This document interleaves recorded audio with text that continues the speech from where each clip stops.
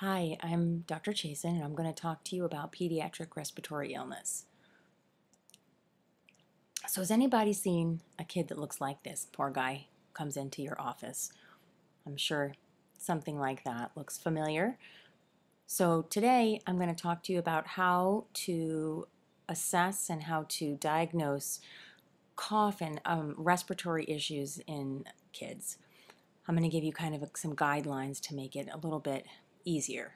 So the first thing that we need to do with anybody, with the child especially, is to determine if they are toxic or if they look like they're really, really sick. That's the bottom line.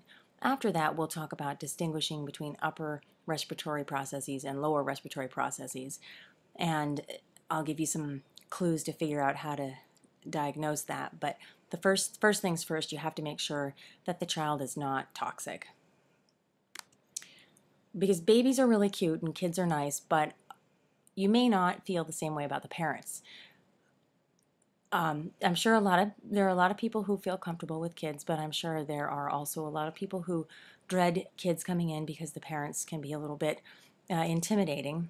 But I'm going to give you all you need to know today to nail the diagnosis so that you won't have to dread these visits with kids if they come in with a cough. So the first thing that the parents want to know and that we need to know is how sick is the baby. So in order to figure that out, we need to look at a couple main factors.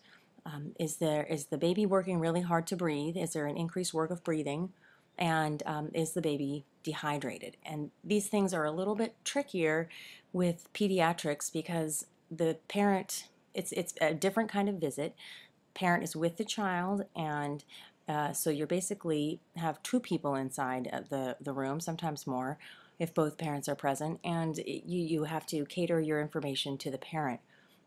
Parent is probably tired, hasn't slept, and you need to ask certain specific questions because they may not remember to tell you all of the information that you need to know.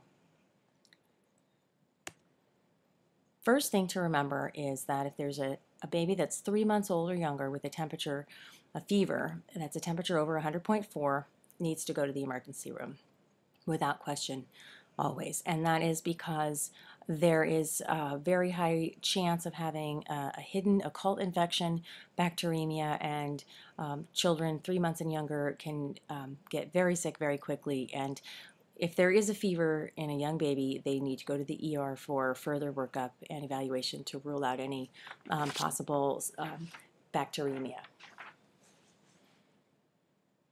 or other types of infections. So does anybody recognize what this is? It is found in the bottom drawer of the exam table, and that little red piece actually replaces the blue piece, and the red is for rectal. So this is the rectal thermometer, and all clinics should have one, and this should be used in any child 1 or younger. At home, it's nice to advise the parents that that's how they should be taking their baby's temperature.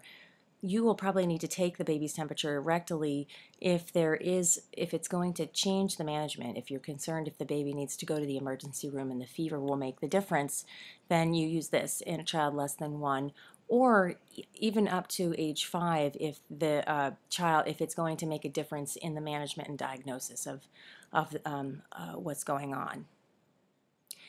It's got a same little applicators, and nice to use just a little of that jelly, and it's the most accurate way to take the temperature in a child less than 1. The next thing we need to ask ourselves is, can the baby breathe? Is there an increased work of breathing? In order to do that, these are some rules of thumb.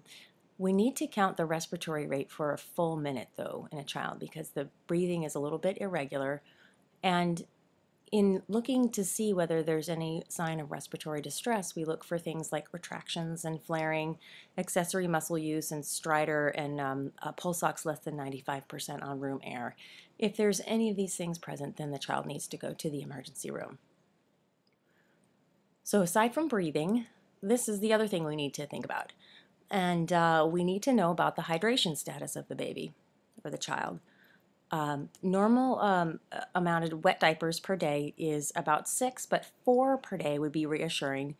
However, sometimes the urine can get lost in the diaper. It sometimes it's very absorbent, and so it's hard to tell. So when looking for dehydration, first you need to ask specifically of the parents, how much are they eating, how frequently are they feeding, if they're nursing, or how much formula are they taking, what do they usually take.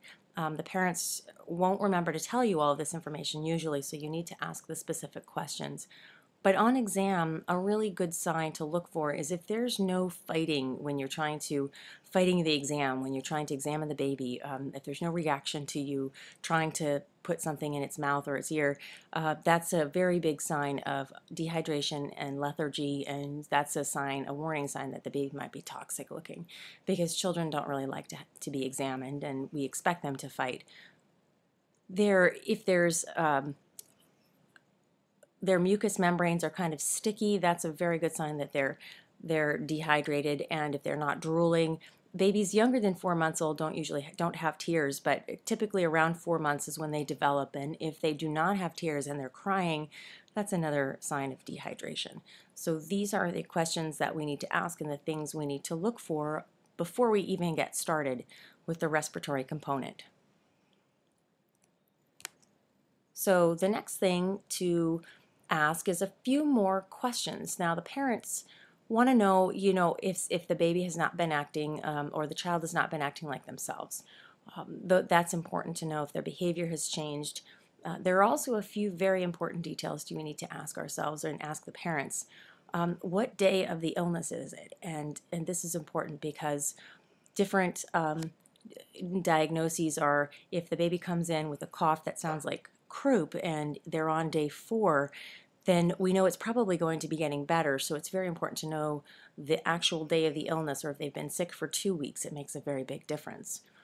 The sequence of the symptoms is also very important because it gives us a lot of clues to what the diagnosis might be.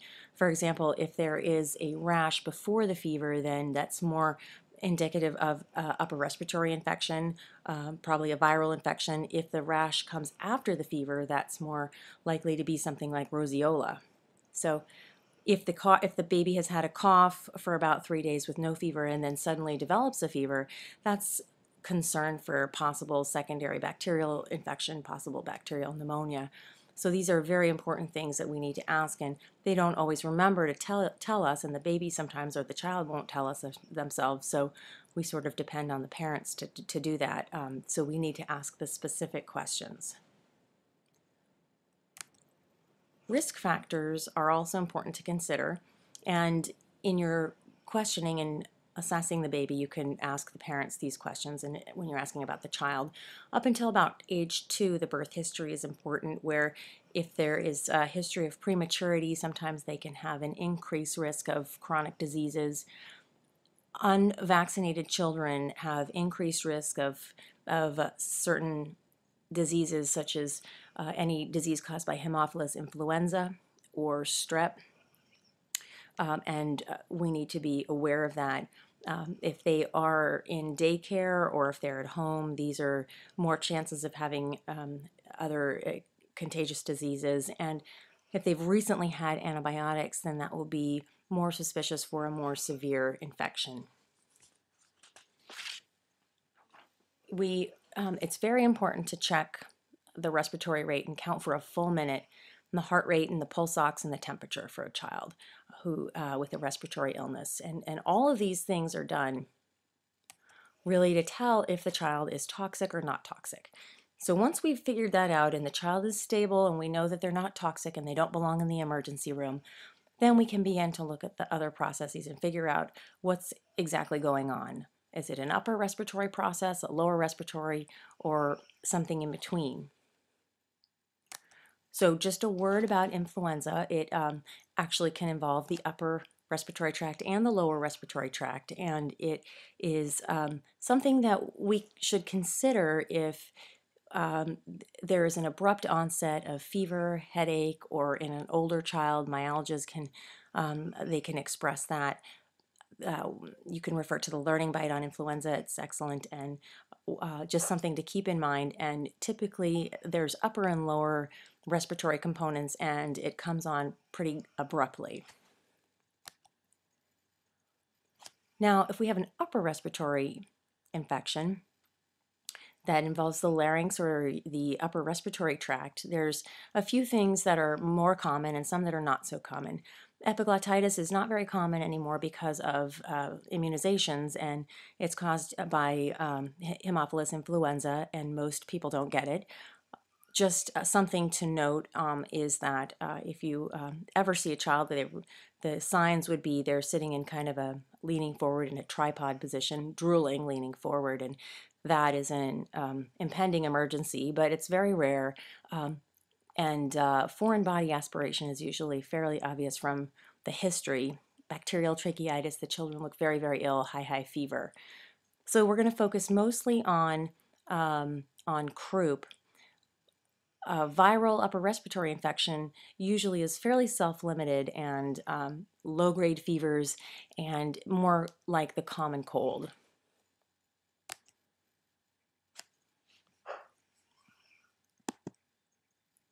So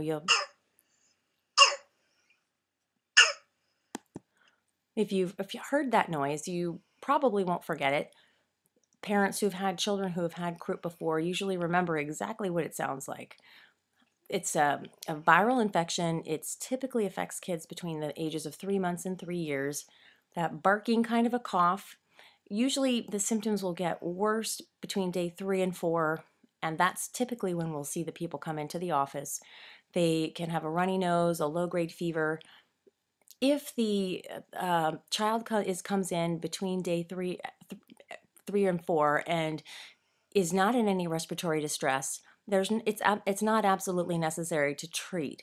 However, this can be kind of a frightening thing for parents, and they feel like the child looks like they're having trouble breathing. They frequently look a lot better in the daytime than they do at night, and steroids can be something that is helpful to the parents and to the child to help them sleep and relax to help with the inflammation. So Orapred comes in a liquid as well as a dissolving tablet, and it can be given in a twice-a-day dosing, or you can give it for 3 days in a once-a-day dosing just before bed to help with the symptoms that usually are worse in the evening.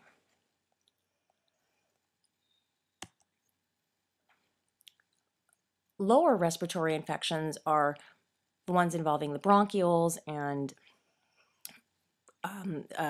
these are the types of infections that we see. So moving on to bronchiolitis, these are kids also between the ages of 3 months and 3 years who come in with a couple of days of the coryza, which is the runny nose and upper respiratory symptoms, and then the cough starts about day 3 to 4. So notice the symptoms are preceding it. The cough is the runny nose, so that's why the sequence of symptoms and the sequence of events is important to help us diagnose it.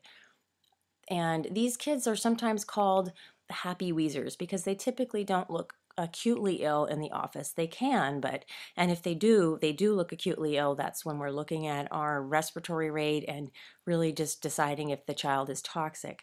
But if they're not, then they typically have a low-grade fever, and it's caused by, most of the time, RSV. It's frequently in winter. Kids who are born premature are a little bit more susceptible to this. It's important to talk to the parents about the anticipatory guidance in this disease because it can last up to 14 days, which is longer than the typical upper respiratory infection and sometimes worries parents, but if they know what to expect, then it's a little bit less upsetting. Because we're treating the parents and the child, we need to kind of explain them and just have the whole package. Treatment is usually supportive. Humidifier, sometimes nasal saline with the bulb suction can help the child breathe a little bit better. Just a couple words about asthma. It's usually has a different presentation. We understand it's usually seasonal, it recurs, and it usually it's a chronic problem. Sometimes they have a chronic nighttime cough. The first episode of wheezing in a child under 2 is actually, by definition, is bronchiolitis. So we don't really diagnose it as asthma if there's no prior diagnosis. We need to rule out any other causes of wheeze. The treatment of asthma is we can give them albuterol, we can give them steroids, but the main thing to remember is that they need to follow up within 1 to 2 days, because we need to assess the severity of their asthma, and it's always important in your history to ask when their last albuterol was, when did they last take their inhaler, what is their typical inhaler use if they have already a diagnosis of asthma, and what was when did the symptoms actually start? So these are things that are important in the history of a child. Sometimes it's important to ask if they'd ever been admitted to the hospital for asthma, because then you know the severity of their disease. The key here is, though, close follow-up. Okay, moving along down the path to pneumonia. The first step, again, is to assess for the severity of breathing. So we want to know if there's any increased work of breathing. Is my baby still breathing okay? That's what the parents want to know. That's what we should want to know. We need to know if they look toxic, do they look sick? Pneumonia can actually be viral or bacterial, and usually presents with cough. Sometimes children present a little bit differently than adults, can have abdominal pain, fever. We suspect it, again, if there's upper respiratory symptoms with no fever for a few days and then fever appears, that's suspicious for pneumonia, because it suggests a possible secondary bacterial infection. The treatment of community-acquired pneumonia actually depends on the age of the child. So again, it can be viral, and in the viral cases, it's usually self-limited. It usually is mild low-grade fever, which resolves on its own.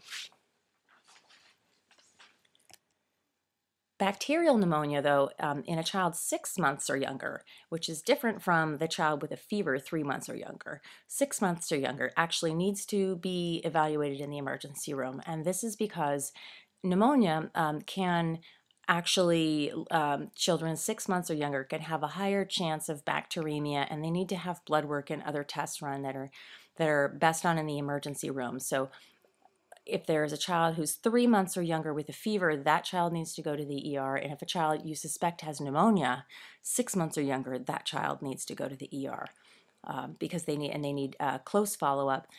Typically, we don't do chest x-rays and outpatient for children with pneumonia. They are not as accurate, and they don't really affect the outcome. So it's not necessary to expose them to that, and we don't need to do that. For a child 6 months to 5 years old, the first thing that we do, if we suspect that they have pneumonia, we should assume that it would be a typical bacterial pneumonia, which is most often caused by strep. So that's in a child 6 months to 5 years. So we treat that with high-dose amoxicillin. Typically, these kids are a little bit sicker.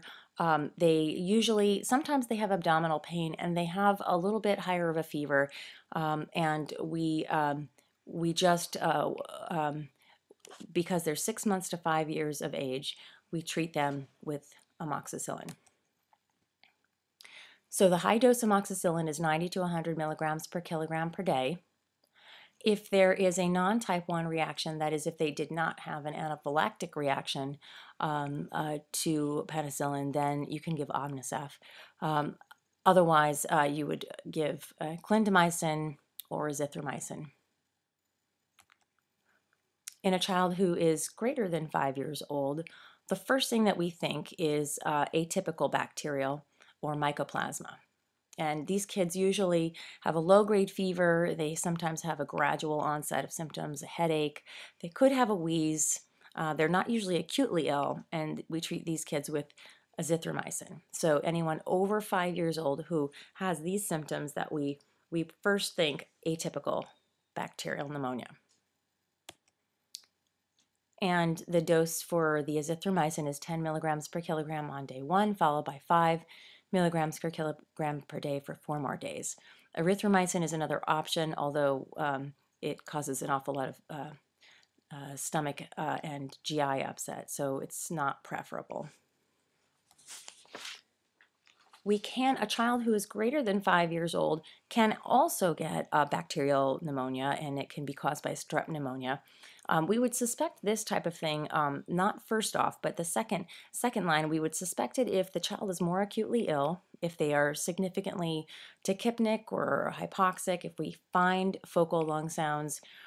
Kids who are not vaccinated have a higher chance of this, or if they've already been on a course of macrolides and are not getting better, then for these children, we would suspect bacterial pneumonia and give them high-dose amoxicillin as well. So, just to review, less than 3 months with fever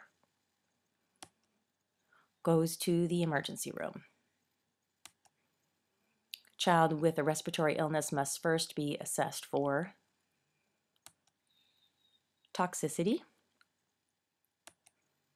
red flags for increased work of breathing we need to watch out for, respiratory rate over 50, nasal flaring, retractions, accessory muscle use, pulse ox less than 95%. Child aged 3 months to 36 months old with a barking cough, runny nose, think croup. In a child 3 months to 36 months old with a cough, who's a happy wheezer, we think bronchiolitis.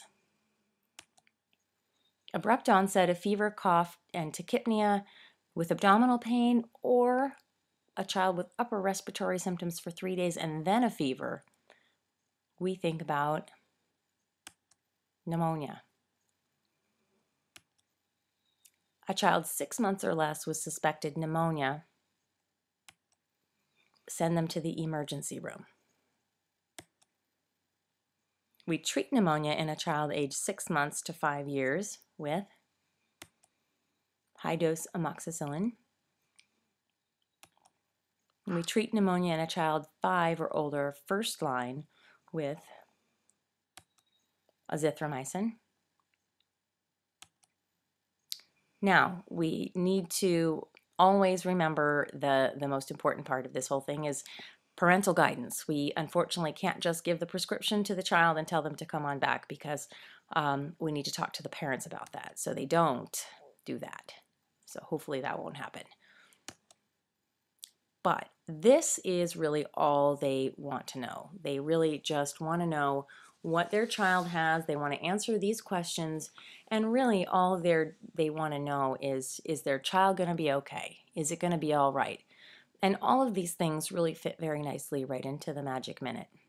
And if you can do that and wrap it up for the parent, then you will no longer have to worry about it, and they will really be appreciative of all of your effort and for explaining things to them. And what it looks like is usually sounds a little bit like this. Mrs. Dragon, here's what I heard you tell me. Your little dragon's been up for about 3 nights with this terrible, terrible barking cough and a fever. She can't breathe, and you're worried about it. You're worried that she maybe has asthma. Here's what I found on the exam. She looks very comfortable. She doesn't appear to be using a lot of energy, extra energy to breathe. She has a nice wet diaper, and she doesn't look at all dehydrated. Her oxygen is wonderful. Her lungs sound great. And all of this leads me to the conclusion that she has viral croup. So here's what we're going to do about it. Croup is a virus, and because she's had these symptoms for about 3 days so far, she should be at her worst tonight. And probably by the next day or two, she's going to be feeling much, much better. So not to worry, it's not your fault. She probably got it at daycare. It's very common. It can be contagious, but you can, if she has no fever for at least 24 hours, you're okay to send her back to school or to daycare. Here's what you can do to make her a little bit more comfortable. That's what we're going to do about it. You can use a humidifier in the bedroom, and you can give her some ibuprofen dosed accordingly, and that will help with the inflammation. Since she's probably at the peak of her symptoms right now, we don't need to give her anything else, but here's what I want you to watch out for. If you notice when you look at her that in between her ribs, the skin kind of moves in a little bit, and you notice that her nose is flaring out, or you notice that she's having a lot of trouble breathing, I want you to call us right away. If you notice that the breathing is getting much worse, or that her fever has become higher instead of gradually going away in the next day or so, I want you to call us or email or come in. We're here 7 days a week to help you out, and if there's any other concerns, you can always reach us that way. So she's going to be fine. She's going to get over it. And now, if you ever hear that barking cough, you'll know what it is. So I hope that you feel better, and I hope you have learned something about respiratory illness.